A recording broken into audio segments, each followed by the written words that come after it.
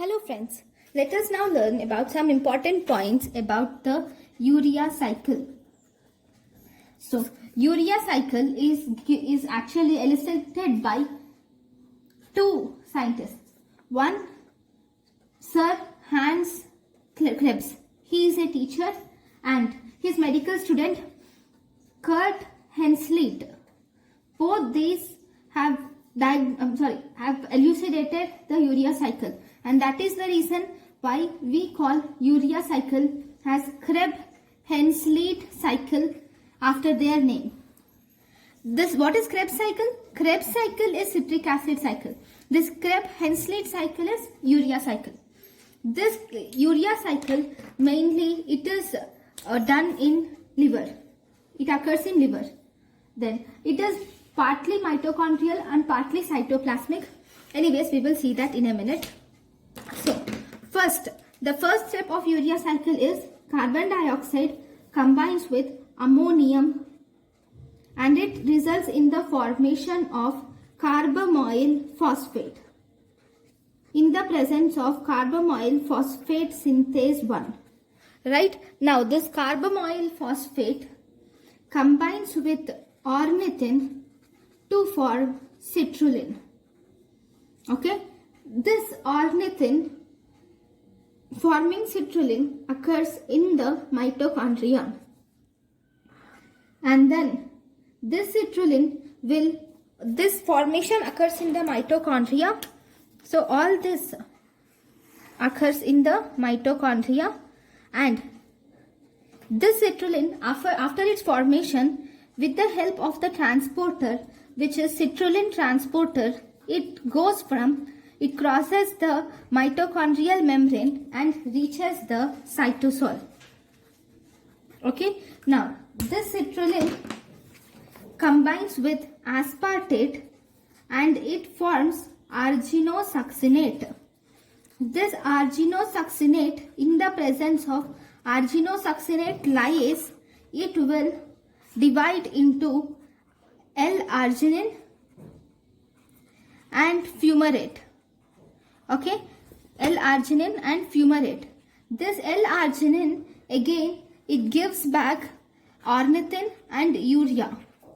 Right? This ornithine crosses the enters from cytosol to mitochondria with the help of a transporter in the mitochondrial membrane called as ornithine transporter. Right? Now we will see the enzymes which are involved in this process. Combination of carbon dioxide to ammonia occurs in the presence of the enzyme carbamoyl phosphate synthase 1.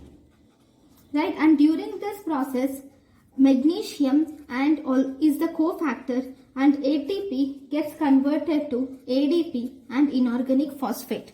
This inorganic phosphate is taken up by this carbamoyl phosphate. Right? Next, ornithine combines with carbamoyl phosphate to form alpha citrulline. This occurs in the presence of ornithine carbamoyl transferase. In the presence of ornithine carbamoyl transferase, ornithine carbamoyl phosphate combines together to form citrulline.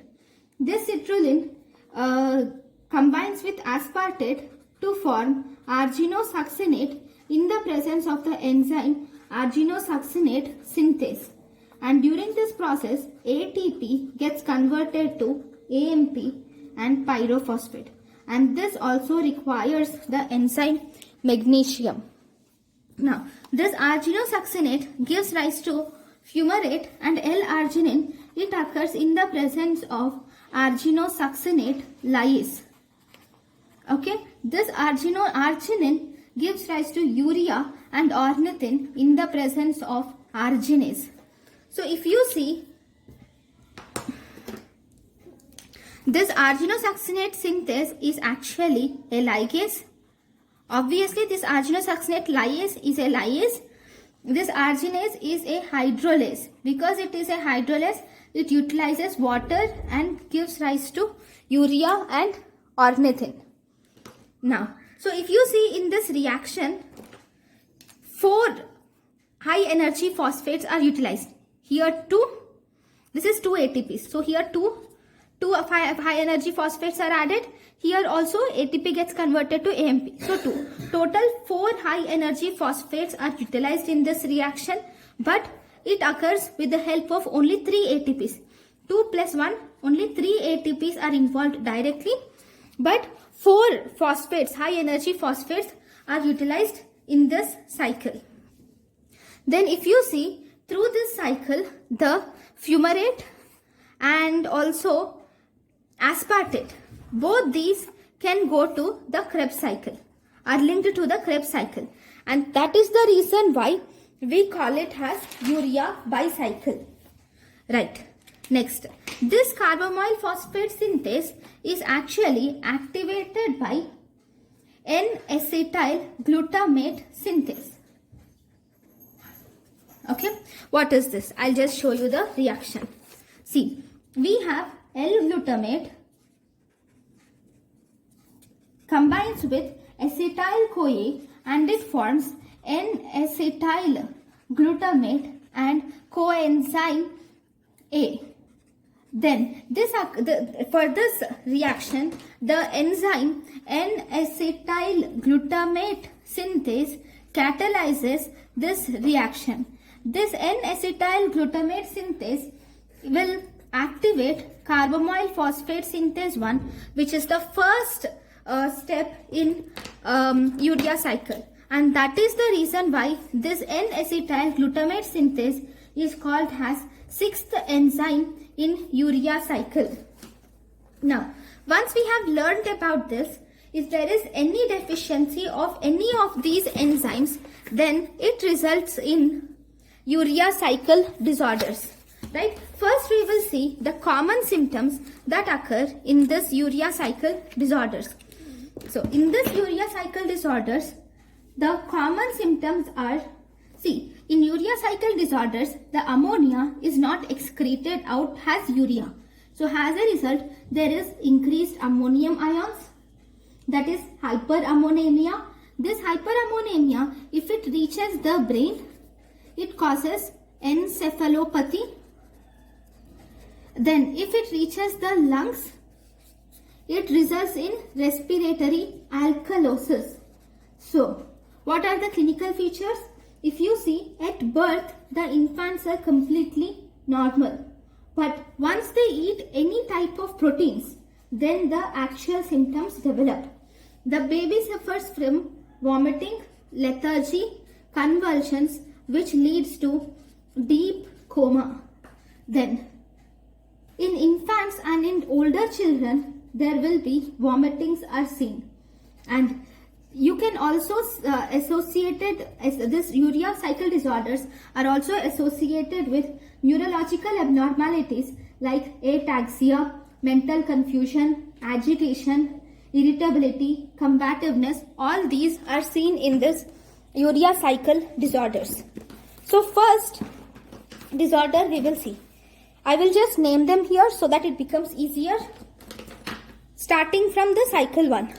First reaction. So carbon dioxide combines with ammonium to form carbamoyl phosphate in the presence of the enzyme carbamoyl phosphate synthase 1. If this carbamoyl phosphate synthase 1 is deficient or absent or defective, then we have hyperammonemia type 1. This results in hyperammonemia type 1 reaction, type 1 disease. Okay. Then this carbamoyl phosphate combines with ornithine to form citrulline. If this ornithine carbamoyl transferase is defective, if this ornithine carbamoyl transferase is defective, then it results in same disease, hyperammonemia, but this is type 2. Okay, deficiency of ornithine carbamoyl transferase causes this hyperammonemia type 2. Now, the next, citrulline combines with aspartate to form arginosuccinate. So, if there is defect in this arginosuccinate synthase enzyme, then we have a disease called as citrullinemia. Obviously, if there is defective in this enzyme, citrulline cannot be converted to arginosuccinate.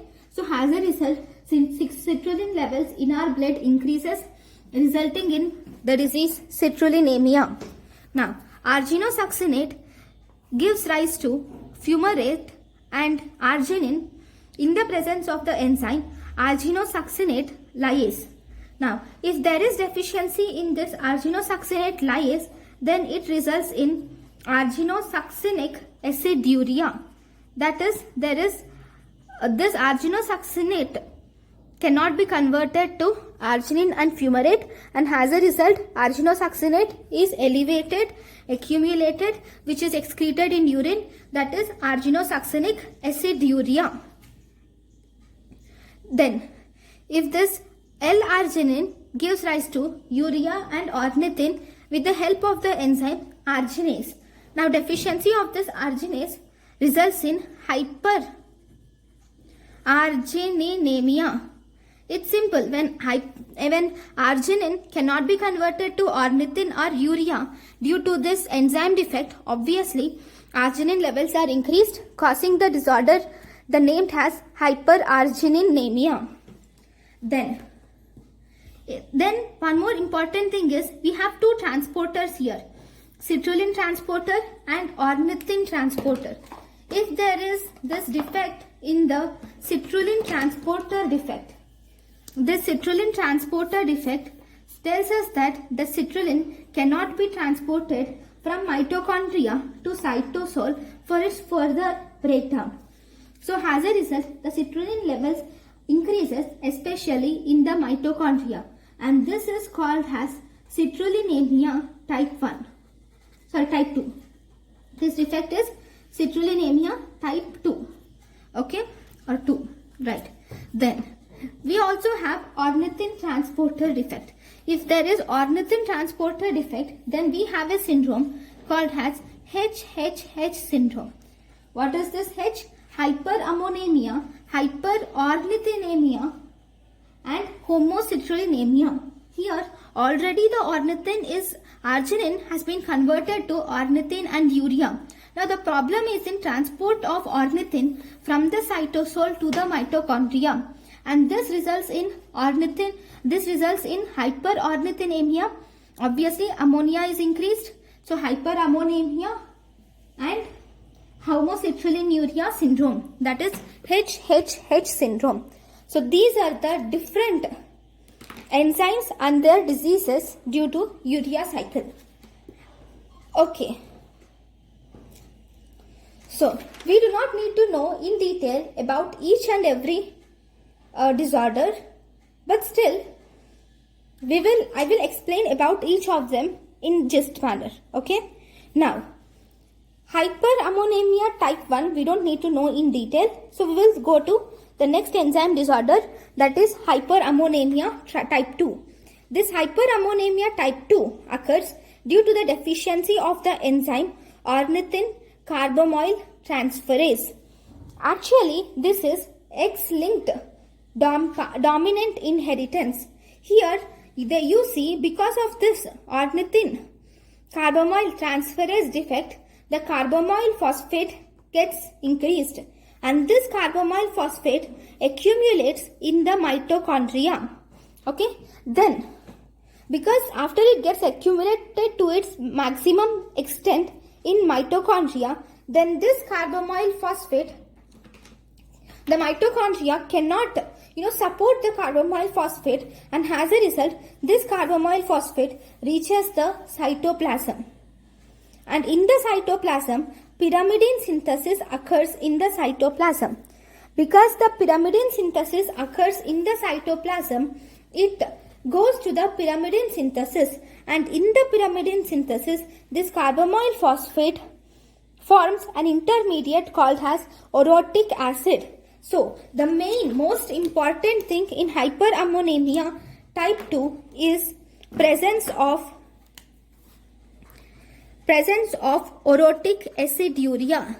There is increased orotic acid which gets excreted in the urine, and that is called as orotic aciduria, is important symptom of hyperammonemia type 2. And in hyperammonemia type 2, there is increased ornithine levels, there is increased carbamoyl phosphate levels. But this carbamoyl phosphate is diverted to the production of orotic acid. Very good. Then, normally this enzyme ornithine carbamoyl transferase converts carbamoyl phosphate and ornithine into citrulline. But now, because of the deficiency of this enzyme, citrulline is not formed. So, there will be decreased citrulline levels, decreased arginosuccinate levels, decreased arginine levels, because citrulline is the main factor for progression of the cycle. But here citrulline is absent, so citrulline levels are decreased, arginosuccinate levels are decreased, and arginine levels are also decreased. So this is about the hyperammonemia type 2. Then the next disorder is citrullinemia. Okay, citrullinemia occurs due to the defect of the enzyme Citrullinemia type 1. This is type 1. So citrullinemia type 1 occurs due to the defect of the enzyme arginosuccinate synthase, which is a ligase. As a result, citrulline is not converted to arginosuccinate. So citrulline levels are accumulated in our blood, whereas arginosuccinate levels are decreased. We don't need to know in any other important points about citrullinemia. Then the next disorder is arginosuccinic aciduria. In arginosuccinic aciduria, the enzyme arginosuccinate lyase is deficient, and as a result, this arginosuccinate is not converted to arginine and fumarate, and as a result, this arginosuccinate levels are increased and they are accumulated, and this accumulation of arginosuccinate levels results in a symptom called as trichorexis nodosa. It results in trichorexis nodosa. That means dry brittle hair occurs due to the accumulation of arginosuccinate in arginosuccinic aciduria. Right? Next. The next disorder is hyperargininemia. This hyperargininemia occurs due to the deficiency of arginase enzyme, and as a result, arginine is not converted to urea and ornithine. So arginine levels are increased. Right. Increased arginine levels results in many problems actually. Increased arginine levels, whenever arginine is accumulated in the brain especially, it causes progressive spastic diplegia with scissoring of lower extremities are seen. There is loss of developmental milestones are seen in the child suffering from hyperargininemia. Now, whenever there is hyperargininemia, then you see that there is increased arginine, there is increased arginosuccinate. Not only these, okay, you will also see that this arginine is excreted in the urine along with other amino acids like cysteine, lysine and alpha ketoglutarate also. Okay, remember that spastic diplegia with scissoring of gait. If in the question, if you have seen spastic diplegia, scissoring of gait and also loss of developmental milestones in urea cycle disorder, it is most commonly hyperargininemia. Then we have N-acetyl glutamate synthase deficiency. Right. See, there is one more disorder, that is this N-acetyl glutamate synthase deficiency. Whenever this N-acetyl glutamate synthase deficiency, then obviously carbamoyl phosphate synthase 1 is not activated. So it is almost similar to the disorder hyperammonemia type 1, because in hyperammonemia type 1 there is deficiency of carbamoyl phosphate synthase 1. In N-acetyl glutamate synthase deficiency, even though there is no deficiency of carbamoyl phosphate synthase 1, it is not activated, so it does not function. So functionally it is inactive. Right. Next disorder, ornithine transporter defect. causes HHH syndrome, which is hyperammonemia, hyperornithinemia, homocitrullinemia syndrome. So here, if you see, it's simple. Here the arginine is converted to ornithine and urea. But the problem here is this ornithine is not transported from this cytoplasm to the mitochondria. In this, ornithine cannot be transported from cytoplasm to mitochondria due to this ornithine transporter defect. Now, as a result, this ornithine gets accumulated in the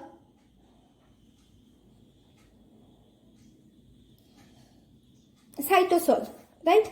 Because the ornithine gets accumulated in the cytosol, it causes hyperornithinemia and the urea cycle cannot progress further, right? Ornithine is not regenerated. So there is no ornithine in the mitochondria for combining with carbamoyl phosphate. So overall, there is no further urea production. This cycle urea is produced, true. But further urea production has been stopped because of this transporter defect. So as a result, there is hyperammonemia, right? Because ammonia is not converted to urea, and there is hyperornithinemia in the cytosol because it is not transported to the mitochondria. So that is hyperammonemia, hyperornithinemia, homocitrullinemia syndrome. You don't need to go into details. This is the name which you have to remember. Next, we have the disorder Citrullinemia Type 2. Right, this disorder Citrullinemia Type 2 occurs due to the deficiency of Citrulline Transporter, which is citrin. Okay, this Citrulline Transporter will transport the citrulline from the mitochondria to the cytosol, and as a result, citrulline level is increased in the mitochondria because this transporter is defective. And this will also transport aspartate from mitochondria to cytoplasm. In Citrullinemia type 2, not just citrulline, but this aspartate is transported from the mitochondria to the cytoplasm through this citrulline transporter or citrin transporter. As a result, there is no aspartate. So there is no conversion of citrulline to arginosuccinate. So obviously citrulline levels are increased. So this is called as Citrullinemia type 2. Fine. So by this method, by this table, you can understand all the enzymes and their defects resulting in the disorders. Now, just imagine that a patient with hyperammonemia has come to you. You suspect that the patient has some form of hyperammonemia. Then what should you do? First, you will have to confirm it. So you will have to estimate blood ammonia levels. So we do not need to go into details of these tests. You should remember that these tests are useful for ammonia detection. So we have some chemical methods which is called as Berthelot method for detection of ammonia. Then we have enzymatic method which is glutamate dehydrogenase method. Then we can also use ammonia with electrodes also. Using ammonia selective electrodes also, we can measure the blood ammonia levels. Along with normal blood, what is the normal blood ammonia? Normal blood ammonia is 20 to 40 microgram per deciliter. Not only ammonia, you should also estimate the urea levels. So urea levels can be estimated by the chemical methods. We have diacetyl monoxamine, thiosemi-carbazide method is present. We don't need to go into the details. So in chemical methods for estimation of urea, we have diacetyl monoxime, thiosemi-carbazide method, and for enzymatic method, you can use the enzyme urease for estimation of urea level in our body. But The best method to estimate metabolic disorders is tandem mass spectrometry is the best method to assess the metabolic disorders. Right. Now, once you have assessed this, then you will also have to obtain the blood pH of the patient and bicarbonate. And if it shows that there is acidosis, then you should suspect that definitely there is involvement of some organic acid issues. And as a result, you can diagnose that there is organic acidemia. Then, if there is no acidosis, then you should think that it can be due to some amino acid issues. So you will have to obtain the amino acids. If there is increased amino acids, then obviously you can detect with these. If there is citrullinemia, you will see increased citrulline. In argininemia, you will see increased arginine. In arginosuccinic aciduria, obviously you see increased arginosuccinic acid. And in HHH syndrome, you will see increased ammonia, increased ornithine, hyperornithinemia, and homocytrylinuria is also seen. If there is no specific amino acid elevation, then you will have to obtain urine orotic acid. And in the urine orotic acid, if you see if it is increased, then obviously then it is orotic OTC deficiency. If this urine orotic acid is normal, then always get the citrulline levels. If these citrulline levels are low, then it can be due to N-acetyl glutamate synthase deficiency or carbamoyl phosphate synthase deficiency. Okay, if it is normal or increased, then you can think that it is transient hyperammonemia in newborn. So, in the beginning, first when the patient comes to you with hyperammonemia symptoms, you will have to get the pH of the blood and HCO3 minus with simple ABG. And then once you see that there is acidosis, then you should get organic acids tested. And if it is increased, it is some organic acidemia. If there is no acidosis, then you should check for amino acids. You can check for single amino acid, citrulline, arginine, arginosuccinic acid, or HHH syndrome. If these are increased, so obviously you can diagnose these disorders. If the amino acid levels are normal, then you will see that urine orotic acid. If this is increased, then it is OTC deficiency. If this is normal, then it can be due to citrulline. If citrulline is low, then N-acetyl glucosamine synthase or carbamoyl phosphate synthase deficiency should be suspected. If citrulline is also normal, then there is no need to worry. There is a physiological disorder which is transient hyperammonemia of newborn can be diagnosed in such cases. Very good. Now, if you see the treatment, arginine, so in these disorders, if you give for treatment of this,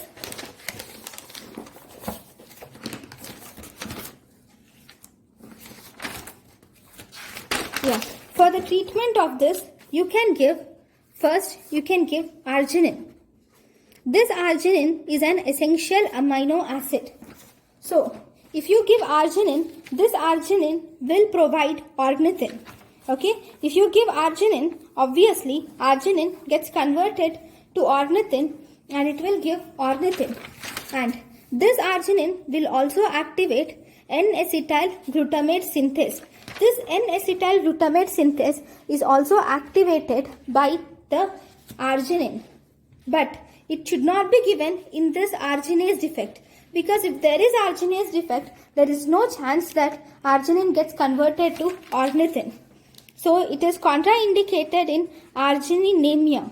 Except argininemia, you can give this arginine in any of the other therapies. Then we have a type of treatment which is called as acylation. This acylation, here what you do is, one compound we have is sodium benzoate. This sodium benzoate is combined with coenzyme A and it forms benzoyl-CoA. This benzoyl-CoA combines with glycine and it forms benzoyl glycine. Right? Now this benzoyl glycine can be excreted easily from the body. Okay? So if you give 1 mole of sodium benzoate, 1 mole of ammonia will be removed.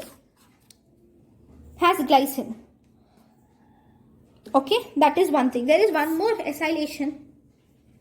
That is, we have sodium phenyl acetate. This sodium phenyl acetate combines with coenzyme A and it forms phenyl acetyl-CoA. This phenyl acetyl-CoA combines with glutamine and it forms phenyl acetyl-glutamate and it is excreted in urine. So here 1 mole of sodium phenyl acetate will remove 2 ammonia in the form of glutamine from the body. So these are the 2 agents which you can use for treatment of urea disorders, that is for hyperammonemias. So thank you guys for watching my lecture. Thank you.